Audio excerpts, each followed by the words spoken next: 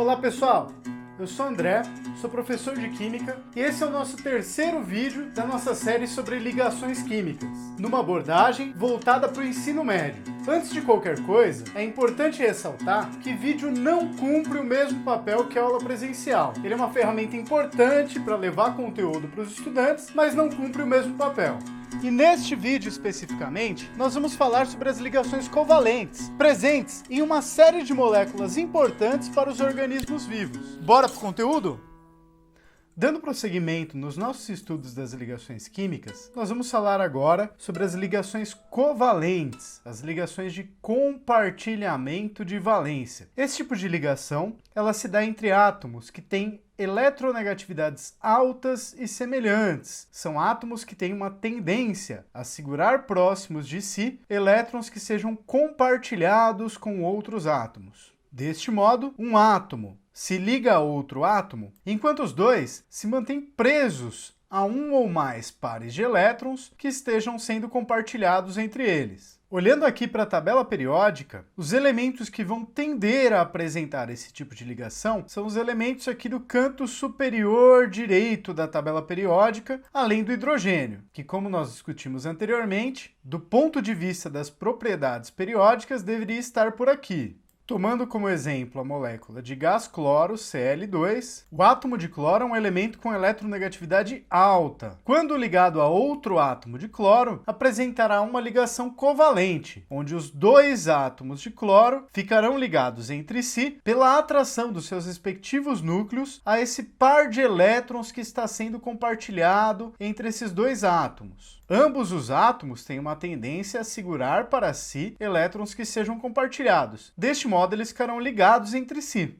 Pensando do ponto de vista da interpretação moderna da estrutura atômica, onde os elétrons vão ser tratados como ondas de matéria, a ligação covalente corresponde a uma interferência construtiva dessas ondas de matéria. Consequentemente, na região do espaço entre os dois átomos que estão participando da ligação, há um aumento da probabilidade de se encontrar um elétron. Existe também a combinação destrutiva dessas ondas de matéria, onde essa interferência reduz a probabilidade de se encontrar um elétron. E embora a gente não vá tratar dessa interferência destrutiva por aqui, ela é muito importante quando a gente pensa em termos das colisões entre moléculas diferentes para que ocorra uma reação química.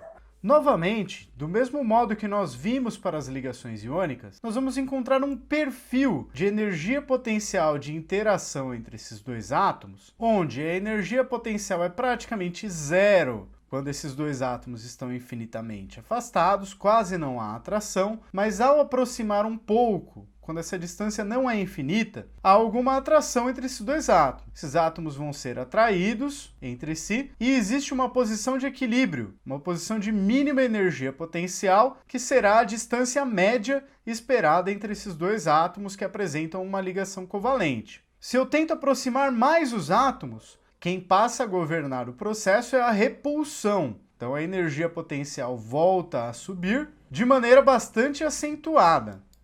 Uma primeira diferença entre a ligação covalente, que nós estamos vendo agora, e o nosso último tópico das ligações iônicas, é que a ligação covalente é uma ligação direcional. Ela se dá entre um par de átomos e na direção que liga os dois núcleos atômicos. Se nós lembrarmos de como acontecia com as ligações iônicas, cada um dos cátions presentes na rede cristalina do material iônico sentia a repulsão, por um lado, de todos os cátions da rede e a atração, por outro lado, de todos os ânions de carga oposta nessa mesma rede, o mesmo valendo para os ânions. Então, no caso aqui da ligação iônica, a interação dos átomos se dava em todas as direções. Já para covalente é apenas entre aquele par de átomos que está envolvido ali na ligação. Uma outra diferença entre esses tipos de ligação é que no caso dos materiais com características covalentes, as suas propriedades mecânicas e físico-químicas, como ponto de fusão e ponto de ebulição, elas dependem muito mais das forças intermoleculares, que são um tópico que nós vamos ver a seguir, do que das próprias características da ligação covalente em si. Então, neste ponto, nós não conseguiremos deduzir, da mesma forma que fizemos para as ligações iônicas, uma comparação entre as suas propriedades. Quando nós falamos em ligações covalentes, nós precisamos entrar em alguns tipos de representação das fórmulas das substâncias que apresentam esse tipo de ligação. A primeira representação que nós vamos utilizar é a fórmula eletrônica, também chamada de fórmula de Lewis. Na fórmula eletrônica, a princípio nós vamos representar todos os elétrons de valência dos átomos que estão envolvidos naquelas ligações. Em muitos dos casos que nós vamos utilizar como exemplo, a gente vai seguir a chamada regra do octeto, onde alguns átomos apresentam a tendência a completar 8 elétrons de valência, buscando a configuração do gás nobre mais próximo. Mas para além de existirem exceções, na verdade, é melhor dizer que a exceção é a regra neste caso. A chamada regra do octeto funciona muito bem para alguns elementos, especialmente ali do segundo período, como, por exemplo, o carbono, o nitrogênio e o oxigênio. Elementos muito importantes para uma série de moléculas com ligação covalente, inclusive algumas muito importantes para a vida. Mas essa regra não funciona exatamente deste modo para a grande maioria dos elementos, especialmente aqueles a partir do terceiro período da tabela periódica. Como será que nós podemos explicar a ligação que ocorre entre dois átomos de cloro para formar o gás cloro Cl2? E para o gás hidrogênio, H2, um dos produtos da eletrólise da água, por exemplo? E já que falamos em água, como será que são as ligações químicas da molécula de água? Substância tão fundamental à vida como nós conhecemos. Bom, se nós procurarmos o elemento cloro na tabela periódica, nós veremos que sua distribuição eletrônica é a seguinte. Ele tem 3 camadas, pois está no terceiro período, e possui 7 elétrons na camada de valência. Então nós podemos representar um átomo neutro de cloro pelo seu símbolo, que é Cl de cloro, que neste caso está representando o seu núcleo e todas as camadas mais internas do seu átomo, rodeado por 7 elétrons de valência. O mesmo para o outro átomo de cloro, evidentemente. Estes dois átomos de cloro podem estar unidos entre si pelo compartilhamento de um par de elétrons de valência. Deste modo, no entorno de cada um dos átomos de cloro, nós temos 2, 4, 6, 8 elétrons de valência. O mesmo valendo para o outro átomo, 2, 4, 6 e 8, sempre contando com os elétrons compartilhados, pois estes elétrons compartilhados estão sob a influência dos dois átomos de cloro. No caso do hidrogênio, primeirão ali da tabela periódica, nós temos que sua distribuição eletrônica é 1s1. Deste modo, nós sabemos que o hidrogênio possui um elétron de valência. Representamos os dois átomos de hidrogênio com um elétron de valência e a molécula de gás hidrogênio, H2, pode ser representada como esses dois átomos de hidrogênio compartilhando esse par de elétrons de valência. Deste modo, cada hidrogênio fica com 2 elétrons de valência sob sua influência. Considerando que o hidrogênio tem apenas a primeira camada, 2 elétrons de valência completam a camada de cada um desses átomos. E no caso da água, além do hidrogênio que nós já discutimos, com um elétron de valência, nós temos também o oxigênio. O elemento oxigênio está no segundo período da tabela periódica, portanto tem 2 camadas. E como está aqui na família 6A, possui 1, 2, 3, 4 elétrons P, mais os 2 elétrons S. O oxigênio possui 6 elétrons na sua camada de valência. Representados aqui os 6 elétrons de valência do oxigênio, a molécula de água será formada por uma ligação covalente deste átomo de oxigênio central com um hidrogênio pelo compartilhamento de um par de elétrons e outra ligação covalente com o outro átomo de hidrogênio pelo compartilhamento de outro par de elétrons. Deste modo, os hidrogênios têm 2 elétrons de valência sob sua influência, o que completa a camada do hidrogênio, e o oxigênio terá 2, 4, 6, 8 elétrons sob sua influência. E essa forma que está aí apresentada para a molécula de água, com os 3 átomos alinhadinhos, ela parece razoável de acordo com a imagem da molécula de água que vocês têm na mente de vocês? Essa pergunta vai ser respondida mais para frente neste vídeo. Apresentada a fórmula eletrônica, onde nós vemos explicitamente os elétrons de valência dos átomos ali representados. Uma fórmula muito importante e que simplifica muito a nossa representação das moléculas com ligação covalente é a chamada fórmula estrutural, onde cada par de elétrons de valência é representado por um traço, ou pelo menos ali os pares de elétrons que são representados em ligações. Às vezes a gente deixa de lado os pares de elétrons que não estão envolvidos nas ligações. Então, a partir de agora, quando você encontrar um traço ligando os símbolos de dois elementos químicos, ou mesmo no entorno do símbolo de um elemento químico, saiba que este traço representa um par de elétrons, dois elétrons. O caso mais comum é aquele ligando os dois átomos diferentes. Neste caso, é um par de elétrons compartilhado e, portanto, uma ligação covalente entre esses dois átomos.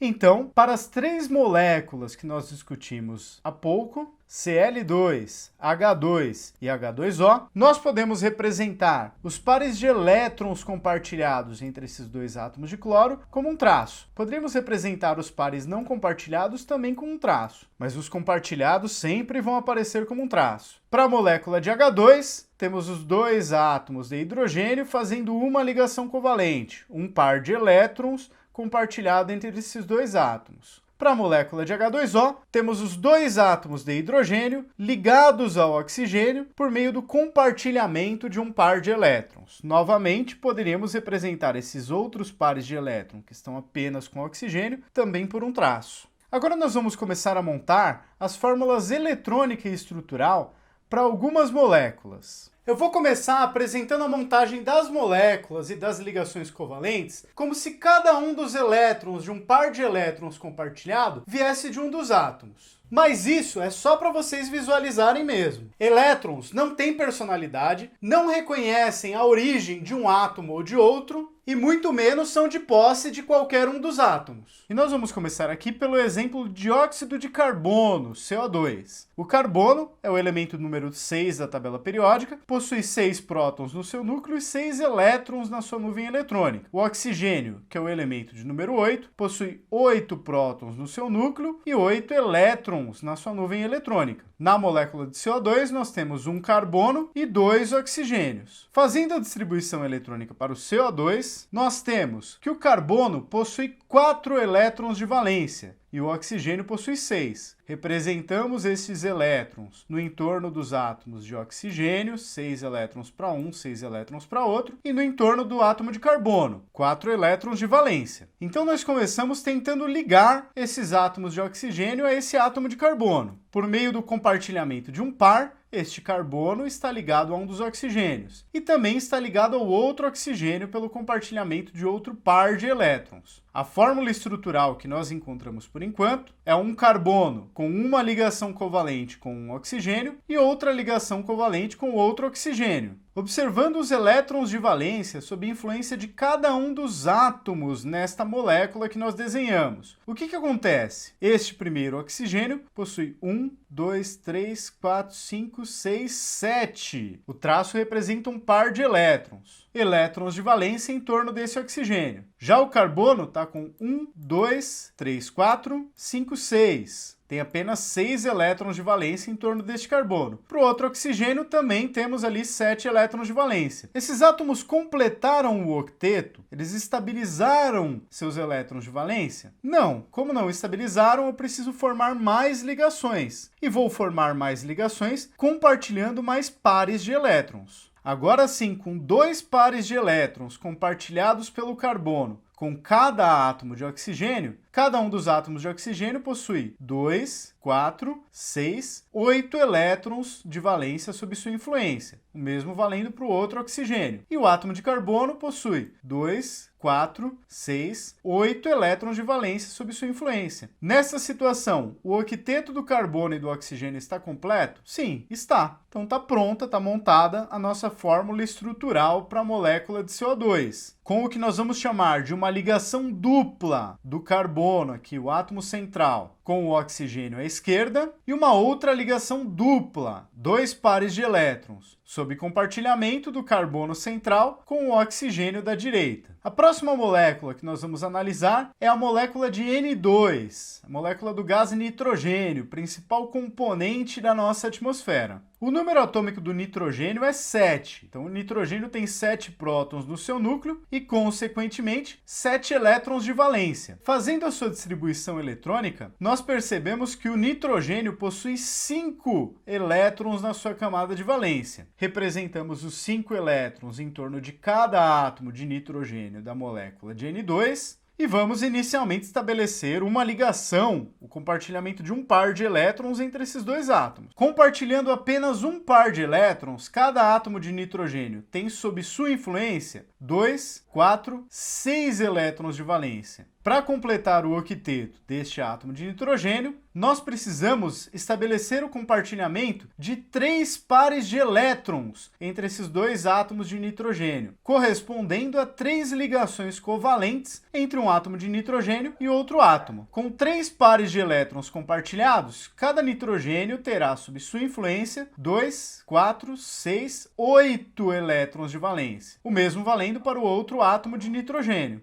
estabilizando desta forma sua configuração eletrônica. E aqui nós vamos representar as fórmulas eletrônica e estrutural para mais uma molécula, a molécula de monóxido de carbono. É um produto da combustão incompleta de matéria orgânica, extremamente tóxico para nós. Olhando novamente para a distribuição eletrônica, o carbono possui 4 elétrons de valência e o oxigênio possui 6. Representamos os elétrons em torno de cada um dos átomos e estabelecemos o compartilhamento de elétrons. Primeiro, um par de elétrons do carbono com oxigênio, depois outro par de elétrons do carbono com oxigênio e mais um terceiro par de elétrons do carbono com oxigênio. E se você estava considerando que no par de elétrons da ligação covalente, cada elétron precisava vir de um átomo, aqui você deve ter dado uma travada. Porque se eu usar mais um elétron do carbono para fazer a terceira ligação covalente, o carbono não completa o octeto. E aqui na representação desta molécula, é possível que alguns livros mais antigos apresentem a seguinte representação. A primeira ligação covalente é feita pelo compartilhamento de um elétron do carbono com outro elétron do oxigênio. A segunda ligação covalente de um elétron do carbono com um elétron do oxigênio. E a terceira ligação covalente seria feita por um par exclusivo do oxigênio, que seria representado como o que eles chamam de ligação covalente dativa, onde o oxigênio daria os 2 elétrons para a ligação compartilhada. Mas, na verdade, isso não faz muito sentido. Inclusive porque, se nós pensarmos em termos das propriedades periódicas, quem tem a maior tendência a puxar elétrons entre carbono e oxigênio é o próprio oxigênio. Então, por que o oxigênio contribuiria mais com a ligação do que o carbono? Então, essa história aqui de ligação dativa não está correta. Nos próximos exemplos, nós vamos abordar uma outra metodologia para fazer esse compartilhamento de elétrons, que vai nos permitir perceber melhor o que realmente acontece. No entanto, pensando em termos dos elétrons de valência, se nós olharmos para o oxigênio, ele está com 2, 4, 6, 8 elétrons de valência. Já o carbono com 2, 4, 6, 8. Completaram o octeto? Completaram. Então a molécula de CO, monóxido de carbono, é assim mesmo. E a partir deste momento, nós vamos seguir uma metodologia mais razoável para pensar nos elétrons de valência que estão disponíveis para montarmos a molécula. Cada átomo neutro possui um certo número de elétrons de valência, mas, quando eles participam da molécula, esses elétrons não reconhecem dono ou endereço. Eles são elétrons da molécula inteira. Vamos tomar como exemplo o cátion hidrônio, o cátion H3 ou mais, que logo mais nós vamos ver que é o cátion característico das substâncias ácidas. E é bom porque a gente aproveita também para ver como a gente monta a fórmula eletrônica e estrutural de moléculas carregadas, que sejam cátions ou que sejam ânions. O cátion H3 ou mais, o cátion hidrônio, possui 3 hidrogênios, cada um deles com um elétron de valência e um oxigênio. Cada um desses oxigênios com 6 elétrons de valência. Se nós desconsiderássemos a carga positiva aqui desse cátion, nós teríamos 9 elétrons. 6 do oxigênio mais 3 dos 3 hidrogênios. No entanto, esta espécie química aqui é um cátion. Ela tem um elétron a menos do que se fosse uma espécie neutra. Então, ao invés de 9 elétrons, nós temos 8 elétrons para montar essa molécula. Inicialmente, nós vamos usar um par de elétrons para ligar cada um dos átomos periféricos ao átomo central. Então, um par para ligar esse hidrogênio ao oxigênio, um par para ligar esse, outro par para ligar esse. O mais comum é que o átomo central seja o mais eletronegativo. Mas algo que é regra é que o hidrogênio sempre será um átomo periférico. Isso porque o hidrogênio já tem um elétron e ele só suporta 2 na sua camada de valência. Então ele não pode fazer mais do que uma ligação covalente. Então, por enquanto, dos 8 elétrons que nós tínhamos, nós usamos 2, 4, 6 para estabelecer 3 ligações covalentes entre cada um dos hidrogênios e o oxigênio central. Sobraram então 2 elétrons. O que nós fazemos com esses 2 elétrons? Esses 2 elétrons em uma molécula qualquer seriam distribuídos inicialmente entre os átomos periféricos. Mas como o hidrogênio não é capaz de suportar mais do que os 2 elétrons da ligação covalente, lembrando que o hidrogênio tem apenas a primeira camada, onde cabem apenas 2 elétrons, neste caso eu vou colocar esses elétrons a mais aqui sobre o átomo central, no caso, o oxigênio. Neste ponto aqui eu vou verificar se todos os átomos estão com o octeto completo, ou com a camada completa, no caso. Cada um dos hidrogênios possui 2 elétrons de valência sob sua influência, que é o que o átomo de hidrogênio suporta, está com a camada completa. E o átomo de oxigênio possui 2, 4, 6, 8 elétrons de valência sob sua influência, está com a camada completa. Neste caso, que nós estamos tratando de um íon, um cátion no caso, é importante representar tanto a fórmula eletrônica como a fórmula estrutural entre colchetes e com a representação de sua carga, no caso aqui mais 1, para indicar que isso aqui se trata de um íon. Tá, mas como será que nós podemos prever a geometria de uma molécula? Como esses átomos, como esses pares de elétrons estão dispostos no espaço a partir dessa discussão que nós fizemos sobre as ligações covalentes, suas fórmulas eletrônicas e estruturais? Para isso, nós vamos precisar necessariamente das fórmulas estruturais como um ponto de partida para a nossa discussão. E aqui eu tomei como alguns exemplos o cátion hidrônio, que a gente acabou de tratar da sua fórmula eletrônica e estrutural, a molécula de água, que nós já discutimos anteriormente, o CO2 também, e mais uma molécula, que é a molécula de amônia, NH3. Então a primeira coisa é montar as fórmulas estruturais de cada uma dessas 3 moléculas que estão faltando. E aí, será que você consegue montar as moléculas de H2O, CO2 e NH3? Montando as fórmulas estruturais dessas 3 moléculas, nós temos o seguinte: a molécula de água, que já havíamos feito, tem uma ligação covalente ligando o átomo central de oxigênio a cada um dos 2 átomos de hidrogênio e 2 pares de elétrons que ficam apenas com oxigênio. A molécula de CO2 possui 2 pares de elétrons para ligar cada um dos átomos de oxigênio ao átomo de carbono central. Além disso, cada um dos átomos de oxigênio periféricos vão apresentar 2 pares de elétrons apenas com eles. Já a molécula de amônia possui um átomo de nitrogênio central ligado a 3 átomos de hidrogênio, cada um deles por meio de uma ligação covalente, um par de elétrons, e um último par de elétrons de valência apenas com hidrogênio. A partir das fórmulas estruturais, para nós conseguirmos prever a geometria das moléculas, nós vamos usar a teoria da repulsão dos pares de elétrons na camada de valência, cuja sigla em inglês é VSEPR. Essa metodologia consiste no seguinte: os elétrons possuem carga negativa, certo? Então a repulsão de um par de elétrons por outro par de elétrons, de um modo que os pares de elétrons tenderão a ficar o mais afastados possíveis. No entanto, a repulsão dos pares isolados, que são aqueles que estão exclusivamente com um dos átomos participantes da ligação, é mais forte do que a repulsão entre pares de elétrons compartilhados, pares de elétrons que participam das ligações químicas. Eu vou deixar um link na descrição para uma simulação da Universidade do Colorado, onde vocês podem montar algumas moléculas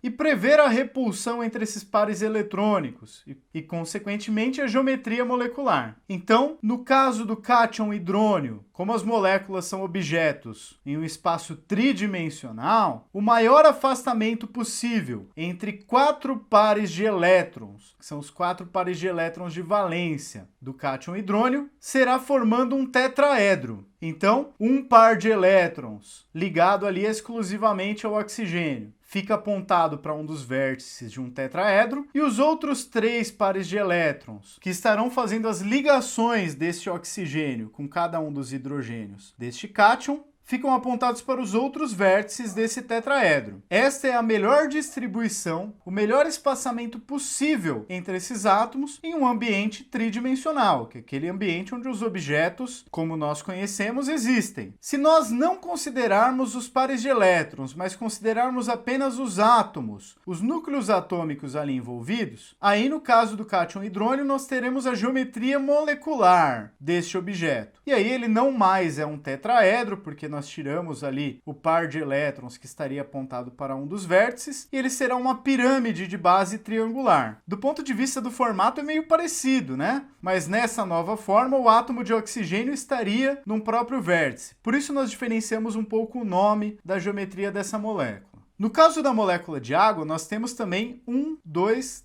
4 pares de elétrons para se repelirem entre si. 4 pares de elétrons, do mesmo modo que nós vimos para o cátion hidrônio, possuem a sua melhor distribuição no espaço com uma geometria tetraédrica. Cada um dos pares de elétrons apontados para o vértice de um tetraedro. No entanto, se nós considerarmos apenas os átomos de oxigênio e hidrogênio, sem nos preocuparmos muito em visualizar para onde estão apontados esses pares de elétrons que estão apenas com oxigênio, a molécula de água é uma molécula angular. Ela parece um bumerangue. E, inclusive, como a repulsão dos elétrons não compartilhados é mais forte do que a repulsão dos elétrons compartilhados, este ângulo entre os hidrogênios e o oxigênio é um pouco mais fechado do que se nós tivéssemos um tetraedro regular. Já no caso do CO2, o átomo central, que é o átomo de carbono, não possui elétrons de valência que não estejam compartilhados. Possui apenas 2 pares de elétrons compartilhados com o oxigênio da esquerda e 2 pares de elétrons compartilhados com o oxigênio da direita. Reparem que esses pares de elétrons compartilhados estão presos entre os 2 átomos que eles mantêm ligados entre si. Então a movimentação desses pares de elétrons compartilhados entre um carbono e um oxigênio não é independente. A repulsão que nós vamos observar é entre esses 2 pares de elétrons compartilhados com o oxigênio da esquerda e os 2 pares de elétrons compartilhados com o oxigênio da direita. Esses 2 pares de elétrons, o seu maior distanciamento possível em um espaço tridimensional é se ficar cada um apontado para um lado do carbono. Então a molécula de CO2 é uma molécula linear. A geometria dos pares de elétrons do carbono está disposta em uma mesma linha. Do mesmo modo, a molécula de CO2, se nós observarmos o núcleo do oxigênio, do carbono e do outro oxigênio, eles também estão alinhados. Então essa molécula também é linear. Já a molécula de amônia, NH3, se nós montarmos a sua fórmula estrutural, nós temos o nitrogênio central ligado a cada um dos 3 hidrogênios por meio de um par de elétrons, uma ligação covalente, e um par de elétrons que está apenas com o nitrogênio. Com 4 pares de elétrons com movimentação independente entre si, a geometria dos pares eletrônicos dessa molécula também é tetraédrica, exatamente do mesmo modo que nós vimos para o cátion hidrônio. Considerando apenas os átomos e não olhando para o par de elétrons que está só com o nitrogênio, a geometria da molécula também é uma pirâmide trigonal. E eu chamo a atenção para o fato de que essas ligações covalentes não são estáticas. Cada uma dessas moléculas apresenta uma série de vibrações em torno de posições médias. E no caso do CO2, uma vibração chamada bending é a responsável pela importância dessa molécula como um gás de efeito estufa. O uso de combustíveis fósseis pela sociedade humana aumenta a quantidade de CO2 na atmosfera, que absorve energia para aumentar a sua vibração, contribuindo com isso para o aumento da temperatura do planeta. É importante ressaltar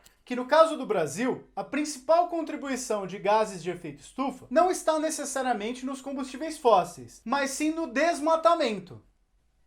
E eu coloco aqui para vocês outras possíveis geometrias moleculares que nós podemos encontrar por aí. A linear, como o do gás carbônico, a trigonal plana, que nós não pegamos nenhum exemplo, mas nós vamos ver um logo mais. A geometria tetraédrica, presente, por exemplo, no metano, a mais simples das moléculas que nós vamos estudar mais para frente em química orgânica. Ou a bipirâmide trigonal, então é como se fossem 2 pirâmides coladas pela base triangular. E a geometria octaédrica, que é como se fossem 2 pirâmides com base quadrada coladas pela base. Bom, como eu disse anteriormente, a chamada regra do octeto não é tão regra assim. A ela só é dada grande importância porque ela funciona muito bem para alguns elementos muito importantes para nós. Mas é importante nós discutirmos também alguns desvios dessa regra. E o primeiro que nós vamos tratar é a expansão do octeto. E ela pode acontecer para qualquer elemento que esteja a partir do terceiro período da tabela periódica, onde os mais importantes para a nossa discussão são fósforo e enxofre. Se nós voltarmos lá na tabela periódica, tanto o elemento fósforo como o elemento enxofre estão na terceira linha da tabela periódica, portanto possuem 3 camadas. Por possuírem 3 camadas, embora os átomos neutros de fósforo e de enxofre, no seu estado de menor energia, ocupem apenas orbitais s e orbitais p, para esses átomos já é possível você ter subníveis de energia do tipo D. Então os átomos de fósforo e enxofre, além dos 8 elétrons suportados pelos elementos do segundo período, podem suportar até mais 10 elétrons. De modo que é comum encontrarmos substâncias que tenham enxofre ou fósforo que violem a regra do octeto ao apresentar mais do que 8 elétrons. E de fato aqui eu apresento alguns compostos como fosfato de hidrogênio, uma substância que ao ser dissolvida na água formará o nosso conhecido ácido fosfórico, o sulfato de hidrogênio, que ao ser dissolvido na água produz o ácido sulfúrico, o dióxido de enxofre e o trióxido de enxofre, que são poluentes importantes, que também reagem com a água formando ácidos, estão envolvidos no processo da chuva ácida, e em todos esses casos, o fósforo ou o enxofre, se nós contarmos os pares de elétron de valência em torno desses átomos, eles vão apresentar mais do que 8. Neste primeiro caso, o fósforo está com 2, 4, 6, 8, 10 elétrons de valência na sua influência. O enxofre, neste segundo caso, está com 2, 4, 6, 8, 10, 12. No caso do SO2, o enxofre está com 2, 4, 6, 8, 10 elétrons de valência sob sua influência. E no caso do trióxido de enxofre, SO3, o enxofre está com 2, 4, 6, 8, 10, 12 elétrons de valência sob sua influência. Como são elementos do terceiro período, não há violação de nenhum princípio físico fundamental a esses elementos comportarem mais do que 8 elétrons. Então é uma violação da chamada regra do octeto, mas demonstra bem porque essa regra não é tão regra assim. Um outro tipo de exceção à regra do octeto é a contração do octeto. Ela é muito comum para os elementos berílio e boro, que são elementos do segundo período da tabela periódica, mas também aparecem alguns óxidos de nitrogênio e alguns compostos de alumínio. Se nós olharmos na tabela periódica, o boro está aqui no segundo período, na família 3A, o berílio também no segundo período, na família 2A. O alumínio está no terceiro, mas na família do boro, também na 3A, e o nitrogênio também do segundo período, na 5A. Se nós observarmos aqui o caso do dicloreto de berílio, BeCl2, onde nós temos o berílio ligado a 2 cloros, o berílio terá sobre sua influência 2, 4 elétrons. E é uma substância estável. Neste caso especificamente, nós temos um composto que provavelmente está na fronteira entre um caráter iônico e um caráter covalente. No caso do trifluoreto de boro, o boro está com 2, 4, 6 elétrons de valência sob sua influência, não completando também o octeto. O caso do monóxido de nitrogênio é ainda mais interessante. O nitrogênio está com 2, 4, 6, 7. Está com um 7º elétron de valência. Este elétron aqui de valência está desemparelhado, não participa de um par de elétrons, que dá propriedades interessantes também para esse composto. E no caso do tricloreto de alumínio, nós temos o alumínio com 2, 4, 6 elétrons de valência sob sua influência, também representando um exemplo de contração do octeto. E no próximo vídeo desta série sobre ligações químicas, nós vamos falar especificamente das ligações metálicas. Muito obrigado pela atenção, fique de olho nos próximos vídeos do canal e até mais!